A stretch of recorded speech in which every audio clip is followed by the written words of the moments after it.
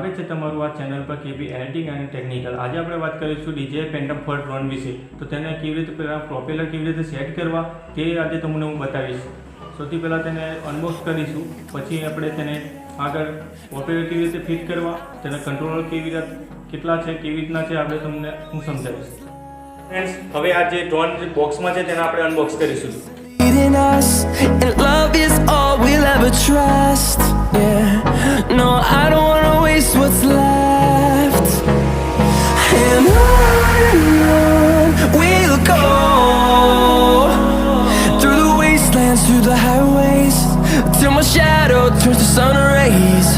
And on we'll go, through the wastelands, through the highways, and on. તો ચાલો friend, હવે આ બોક્સમાં શું શું આવેલું છે તે આપણે જોઈ લઈએ। તો સૌથી પહેલાં તમે જોઈ શકો છો, આ છે તેનું ચાર્જર, જે એક ચાર્જરમાં બે પ્લગ આવેલા છે। આ છે ડ્રોનની બેટરી ચાર્જ કરવા માટે, અને આ બીજો પ્લગ છે તે રિમોટને ચાર્જ કરવા માટે છે। તો ચાલો આને પણ સાઈડ પર મૂકીએ। આ છે DJI Phantom 4નું રિમોટ। આ છે મોબાઈલનું સ્ટેન્ડ, જ્યાં આપણે મોબાઈલને રાખીને કનેક્ટ કરી શકીએ છીએ।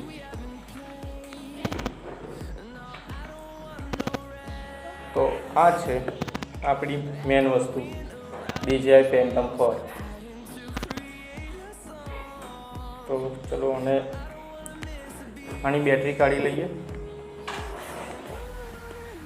આ જોઈ શકો છો કે તેની બેટરી છે।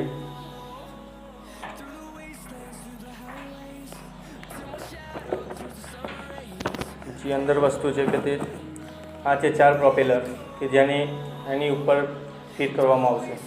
તો ચાલો જોઈ લઈએ આગળ।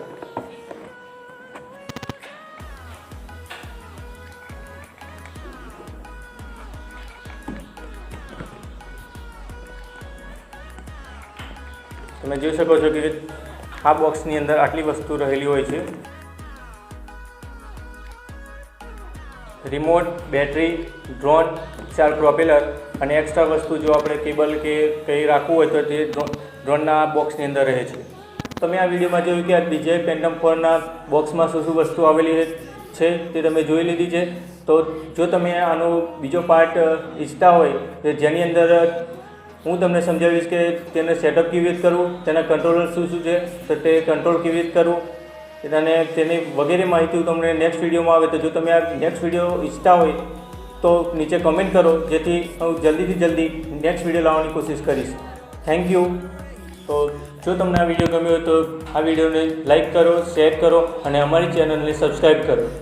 તો ચલો જલ્દીથી આને સેટઅપ કરીએ અને તમને આનો એક વિડીયો બતાવી દઉં।